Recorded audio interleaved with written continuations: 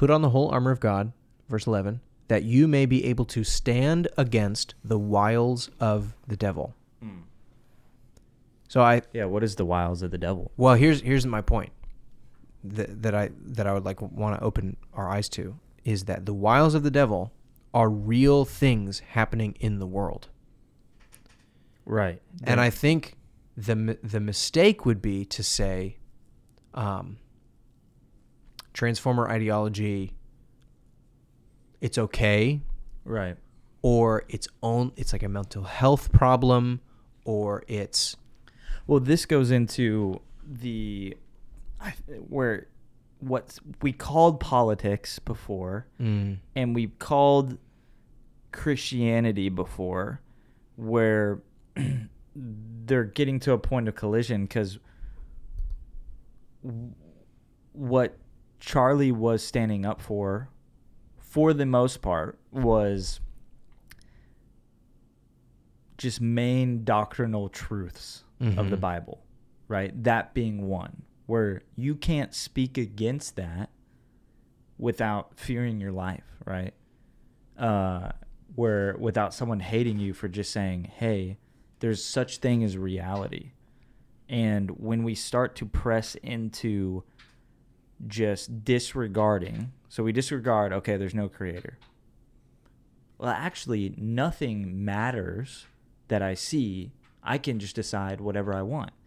Then you start to press into this very real pressing action from certain people who get taken over by these spirits to do wicked things, or by the principality of murder or whatever else. I think the maybe I didn't do a great job but you did a much better job of saying, like, the wiles of the devil are real things in the real world that people are doing. Yeah. So it's not like, what people do, that's not where the battle is, what people are doing. The battle is in the unseen realm, where we can't see what's happening and what's being fought over. Or it's like, only in my soul do I experience the wiles of the devil. I think the point is that we are supposed to look out on our world and see the evil things that are happening in the real world, that real people are doing, and realize, like, this doesn't have a natural source. It has a supernatural source. And you also are, I think, and now this is the battle. This is the battle that conservatives are having to fight. And I think Christians are having to fight and having to reckon with. And that Charlie's murder has woken so many Christians up to. And I would put myself in that camp. That you go to fight against the wiles of the devil, to put on the full armor of God, means to do something in the real world. It means, like, we can't sit back and think that we're going to win this battle spiritually, or like in this little square called the gospel. Like, okay, 20 years ago, it's like, okay, we're not going to talk about what you do in the bedroom. Let's just talk about the gospel. Okay, we're not going to talk about race. We're not going to talk about that. That's too hot button. We're not going to talk about abortion. We're just going to talk about the gospel. Just keep it in the one little square. And the more, when the pulpit does not address those things, when it just says, like, listen, those are too controversial, we're just going to stick to the gospel, the simple gospel. You know who takes all that ground? The devil. When the pulpit does not plant the flag of Christ in those areas, the devil takes that ground. And I think this is the thing that especially young people, and especially the conservatives conservatives and Christians who were really in the fight, woke up and realized, is like, Charlie was doing that. Yeah.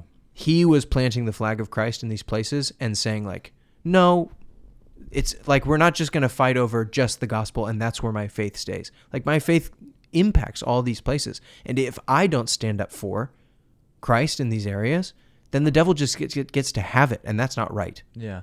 I guess what I'm wrestling with is, should we be surprised that, I guess now it's like, it's out there in the open, and now this is the discourse, right? But should we have been should we be surprised that someone who takes what most people believe that are Christian and then says it out loud in a non-church context to people or unbelievers in the town square on the college campus, like, should we be surprised that that caused the demons to come out?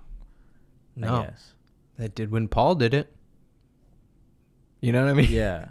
That's what happened in Philippi. So is the biggest difference just being, like, just saying it, just being open about what we believe as Christians, and we've kind of shrunk back?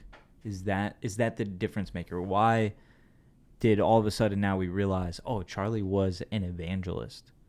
He was ministering and sharing the gospel with people. He was standing up for truth. What are you trying to do, girl? What do you need? You need tea? No. You need water? Are you sure? Are you trying to get the little Jesus? No. She just stuck her hand over and knocked us over. Okay. Looks like Christ the Redeemer. It's the in Brazil. My granny gave me this. My granny said she goes around and gives these to people. I want one. Sounds awesome. But, like, is that the only difference, that he was saying it out loud? The difference between what are you meaning? Like, why pastors aren't, like, people aren't as mad at pastors as they are Charlie? I think that's exactly right.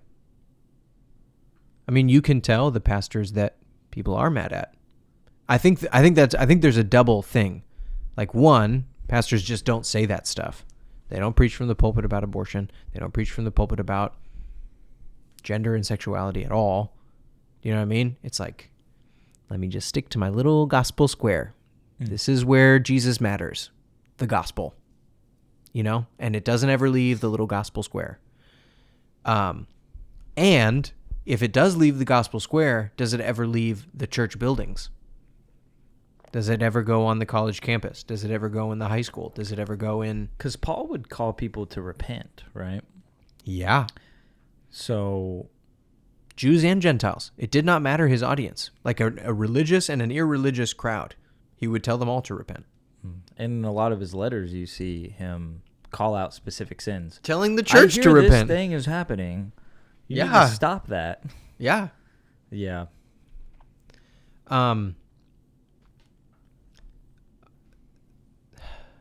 Here's what I realized. I want to hear what you think, because I know I do feel a little bit crazy, so I just need you to level with me. You're either going to make me more crazy or you're going to help rein me in. I have been thinking since that day, like I just immediately, this is what happened. I said to myself, they killed him.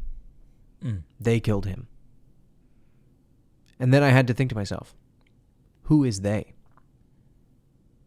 Like instinctually I said it. They killed him. Who is they? And once I didn't even really have, I mean, like you could answer that question because we know who they is. But once I said that, I realized our country is in a civil war. We're not about to have a civil war. We're not maybe going to have a civil war. We are in a civil war. There are two factions inside of our country that want to kill each other. I think the problem is that it's a psychological war, and the vast majority of it is due to an illusion of mass conflict.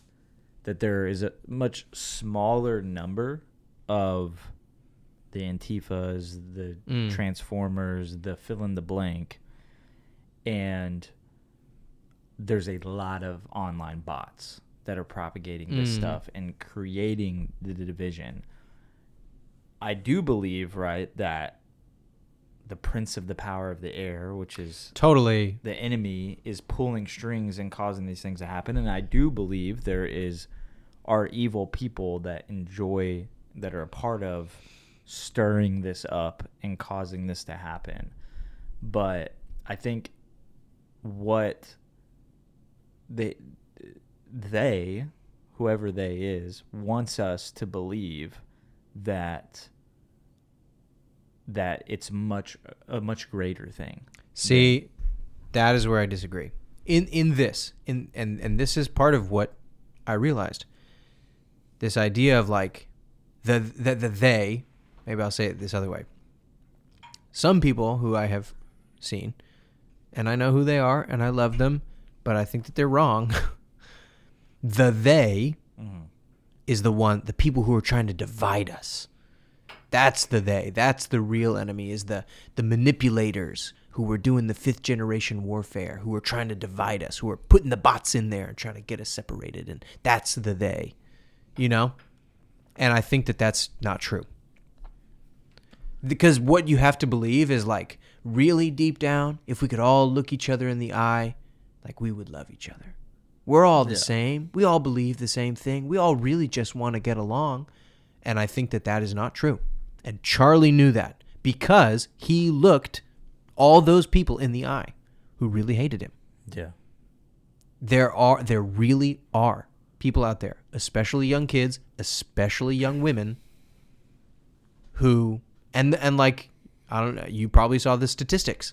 Like 30% of leftist young people under the age of 30 think that political violence is sometimes justified. You know what I mean? The graph goes like this. It's like old people, kind of young people, and then like young people. That there's a whole generation of specifically young people, specifically left, usually women, who like they don't. That the idea of like we're all really just the same and we all really just want the same thing, that is not true. It's not true. You can pat yourself on the back, you can think that, you can tell yourself that. It's not true. There really are people out there who hate the Christian way of life. Right.